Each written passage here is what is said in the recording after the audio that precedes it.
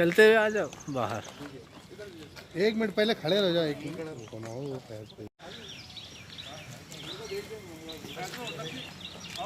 हाँ हाँ, हो जाते आप टेंशन। हम लोग चलते हैं, जरा बाहर भी लीजिए। हाँ हाँ।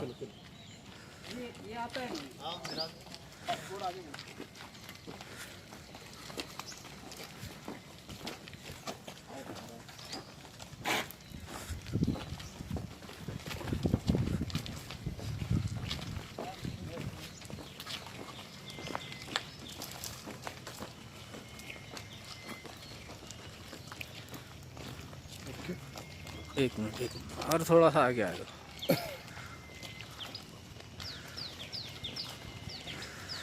बस।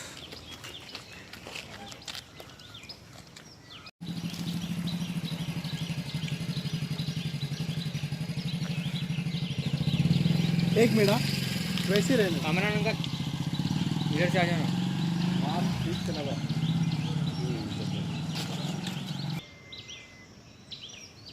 एक मिनट। हो गया क्या तुम्हारा? नहीं, रुको रुको यार।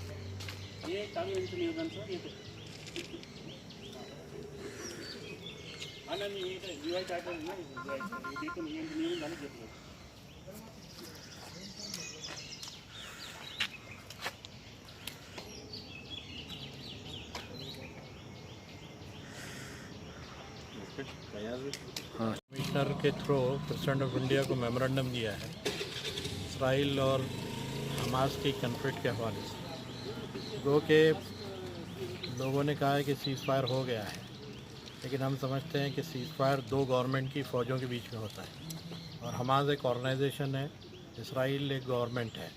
तो एक ऑर्गेनाइजेशन और एक कंट्री के बीच में सीज़ फायर के कोई माना नहीं है।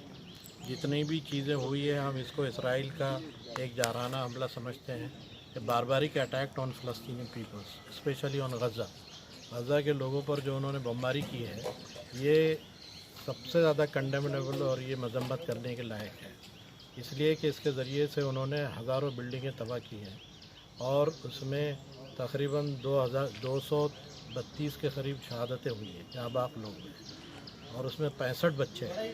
यानी यू कैन इमेजिन इट कि 65 बच्चे किस तरह जो है 232 में से 65 बच्चे हैं, यानी उन्होंने आने वाली जनरेशन को ख़त्म करने का फ़ैसला किया। तो इसे टोटली जेनोसाइड, ये कत्ले आम है, इसको हम कत्ले आम मानते हैं।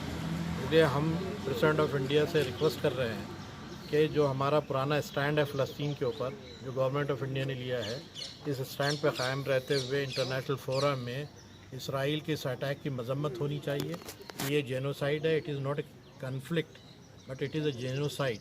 हम ये कहते हैं कि नस्ल कुशी है, ये फ़लस्तीन के बच्चों को मार कर ये बताना चाहते हैं कि हम तुम्हारी जनरेशन को भी ख़त्म कर सकते हैं। लेकिन हम समझते हैं कि हमास ने जो डिफ़ेंड किया और हमास ने जो लड़ाई की है, ये इससे इस बात का पता चलता है कि एक टीनी ऑर्गेनाइजेशन भी बड़े बड़े मुल्क का मुकाबला कर सकती है सेल्फ़ डिफेंस के हवाले से, और सेल्फ़ डिफेंस का सबको है और हमास को भी सेल्फ़ डिफेंस का हक़ है और उसने अपने उसका इस्तेमाल किया है। दूसरी बात हम ये कहना चाहते हैं कि असल इशू जिससे ये जो कन्फ्लिक्ट शुरू हुआ है वो शेख जरा का इशू है।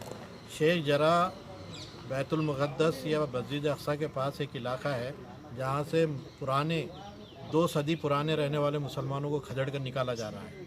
वहाँ की कोर्ट ने भी डिसीजन दिया कि उनको निकाला जाए। उस पर वो प्रोटेस्ट हो रहा था। प्रोटेस्ट करना कोई गैर कानूनी काम नहीं है, एक लीगल एस्पेक्ट है प्रोटेस्ट का, अपनी बात को समझाने का। वो प्रोटेस्ट कर रहे थे, उन पर फ़ौजियों ने अटैक किया।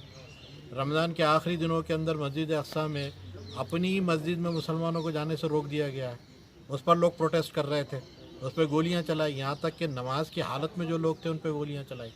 तो ये जो अटैक है, इससे इसराइल ये बताना चाहता है कि हर हाल में हम तुमको कुछ करने ही नहीं देंगे।